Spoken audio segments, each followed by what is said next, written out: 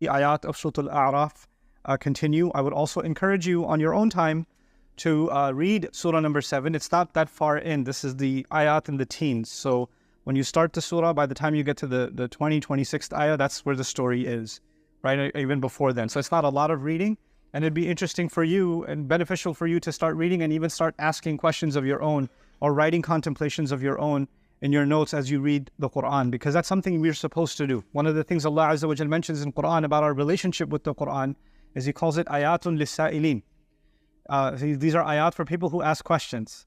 So one of the things that we're supposed to do with the Quran is actually wonder, what could be the guidance that I can get from these words of Allah, or this statement of Allah, or this ayah, or this story, or this event, or this particular word even, right? Because everything Allah gave us is for the purpose of guiding us. And we're not going to get that, just like in class. Students who sit in a class and never ask any questions are the ones that benefit the least. But the student who sits in a class and asks the teacher questions is actually the one whose mind is the most engaged, and they're the ones who develop their understanding the best. So we accept Allah as our teacher, Allama al-Quran. We become students, so we become people that ask questions, and that's something that we should be doing. In any case, today I want to talk to you about the 2 attacks of the 4 attacks that are mentioned of the Shaitan. He says that I will absolutely, after he sits on the straight path that we talked about last time, that I swear to it that I will absolutely come at them and attack them from right in front of them, min bayni aydihim.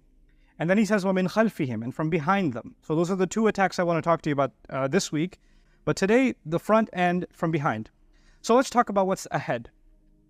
The Arabic words, min bayni aydihim, right in front of their hands. That's literally the translation. We translate that in English often as in front of them. But actually, it means a lot more than that. In the Arabic language, of course, if you extend your hands out like this, what's immediately between your hands is what's immediately in front of you. It's right in front of you. It's not something far away. It's right there, and it's hitting you right in you have to go around it. You know, it's unavoidable. And so he says, basically, let me put it in common vernacular, I'm just going to get right in their face. I'm going to be right there in front of them, and I'll attack them head on. Now, how do these attacks work? You see, Shaitan is invisible. We don't see him, and we don't hear his voice. We don't know what he looks like. We don't know any of these things. So how does he attack us from the front? The idea of, if you study the phrasing, what is in front of them in the Quran, you learn something. You learn that it's talking about things that you see every day. When you open your eyes, what is right in front of you is the world around you. Your family, friends, the world as you see it, things that attract you, things that you don't find attractive. This is the world in front of you. And human beings have this tendency to be impulsive. Allah says in Surah Al-Qiyamah that human beings want to just explode, jump right into things that are in front of them. When I was studying marketing so long ago, we used to study consumer behavior. And you know what they do in grocery stores is they put eggs and milk all the way in the back of the grocery store. The reason they do that is they want you to go through a number of aisles, because you only came in for milk and eggs. Most customers come in just for milk and eggs. So you logically would be right in the front, but they want it all the way in the back because they want you to be impulsive and see them Swiss rolls or chocolate cake or this or that and keep piling it in because you see something in front of you and just throw it right in. That's a human impulse. Allah put that inside human beings. Shaitan wants to capitalize on that. There are things that come right in front of you and he says, come on, just enjoy yourself a little. It's not that bad. It's not so bad. He doesn't want you to think about the future consequences of something. He wants you to think about what's immediately in front of you right now. You know, it's so much more understandable now because we live in a digital age. Whatever you want to look at, whatever you want to see, whatever you want to hear, whatever you want to order is right at the tip of your fingers. It's immediately accessible. It's not even so far. Physically, if you want to go somewhere, you just hop in your car and go somewhere. You can make a decision to follow whatever impulse, whatever desire, whatever thought comes in your head, and you just immediately run after it, and you don't think about the consequences. You know, a lot of people that engage in sin, if you ask them, why do you want to engage in sin? They don't say that I want to be a sinful person. I just don't want to think about it. I don't want to think about it. And if you try to make them think about the consequences of this behavior, then don't talk to me about that. The consequences I'm not concerned with. This is the first thing Shaitan wants. What is right in front of you, he'll attack you by making you not think about the consequences of things. The other meaning of what is right in front of us is material things. In other words, he wants us to be obsessed with things that we can see. You're just thinking about this car constantly. You're thinking about your appearance, checking yourself out in the mirror. That's all you're always thinking about is, how do I look? How do I look? How do I look? How much do I weigh? Or, you know, am I dressed better than this one or that one? You're constantly just obsessed with material, appearance, goods, products, people obsessed with the kinds of brands that they're going to wear, what they're going to show off to somebody, obsessed with the idea, oh man, I'm living in an apartment, I'd have to get a house.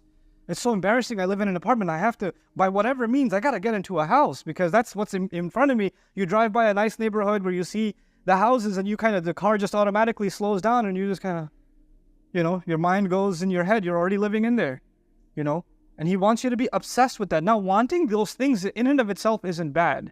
And that, before I continue, is an important part of this khutbah. Please pay attention to this. In Surah An-Nas, Allah told us about the devil, الَّذِي يُوَسْوِسُ فِي صُدُورِ النَّاسِ, that he whispers, it's translated, he whispers into the chests of people. He whispers into the chests of people. The thing about the word chest in the Arabic language is that it's actually used also for emotions. Like Allah says, وَيَشْفِي صُدُورَ قَوْمٍ مُؤْمِنِينَ, to heal the chest of a believing people. What that means is, when Allah uses the word chest, He's actually also referring to our emotions. Our feeling, anger is part of the chest. Fear is part of the chest. Love is part of the chest. Greed is part of the chest. All of those feelings that you and I experience every day. When we're attracted to something beautiful, that's in our chest. When we're turned away from something ugly, that's in our chest. Laziness is in our chest. Enthusiasm is in our chest. When Allah says He whispers into the chest, what it also means is He takes all of those emotions that Allah gave me and Allah gave you, and they're normal emotions. Anger, fear, happiness, all of these emotions are part of who we are. It's natural. But He uses them and manipulates them. He'll use your anger to mess you up. He'll use your happiness to mess you up. He'll use your laziness to mess you up. He'll use your sadness to mess you up. In a certain degree, you need those feelings. But He knows what He can do to manipulate you and to get you to start feeling things that you're not supposed to be feeling, and to overrun you. And so, of course, everybody's attracted to something beautiful. Who wouldn't want to live in a beautiful house? As a matter of fact, the fact that Allah offers us in garden, in heaven, He offers us mansions and He offers us beautiful gardens and waterfalls.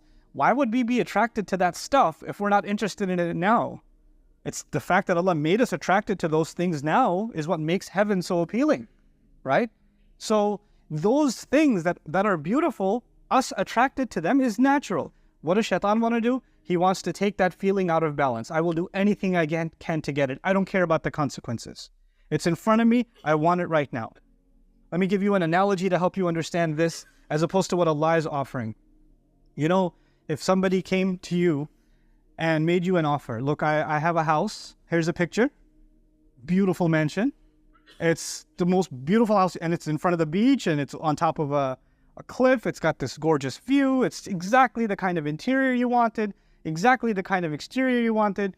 Everything you ever wanted is there in that house. And he says, this house is worth a few million, but I'm willing to sell it to you for $200. First of all, you won't believe it. There's no way you're going to sell me that for $200.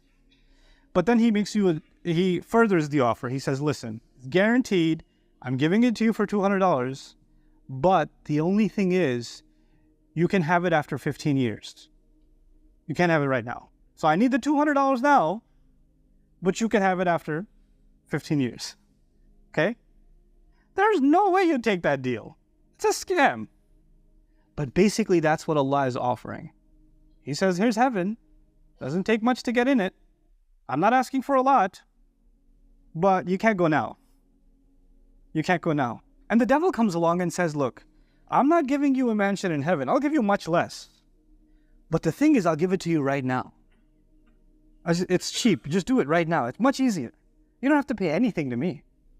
And he'll just make the immediate cash offer. Those of you that are in business, when somebody comes to you and says, hey, I want to buy your product, but I'll make the payment next month. Somebody else comes to you and says, I want to buy your product, but I'll pay you cash right now. Give me 10% discount. You'll take the cash? Because I don't want to wait for another month. Human beings, تُحِبُّونَ الْعَاجِلَةَ, want things that come quickly. Shaitan capitalizes on that. He excites your feelings and says, why do you have to wait? Why do you have to be patient? Why can't you have what you want right now? Don't you want to be happy? He comes at you right in front of you, and you can't see anything but what you desire, what you want. And it blinds you to the point where you just don't want to think about what's going to happen afterwards, what damage it will do to others, what damage it will do to yourself. You're just completely led on by him. That's actually one of the great attacks of Shaitan from the front, from right in front. He glazes your eyes over.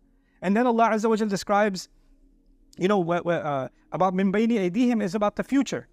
If something is right in front of you, like for example, when you're driving on the road and you get stuck in traffic and there's a truck right in front of you, you don't know how bad the traffic is. You can't even look around it because it's so big. Your view is completely blocked. When something is in front of you, you can't look ahead. That's one of the things Shaitan wants. What is actually ahead of you and me is meeting with Allah. It's unavoidable. You and I, كَادِحٌ إِلَىٰ رَبِّكَ كَدْحًا فَمُلَاقِيهِ. We are marching towards your master. You and I are marching towards him. It's like even if you're standing there, you're on a conveyor belt that's heading towards Allah.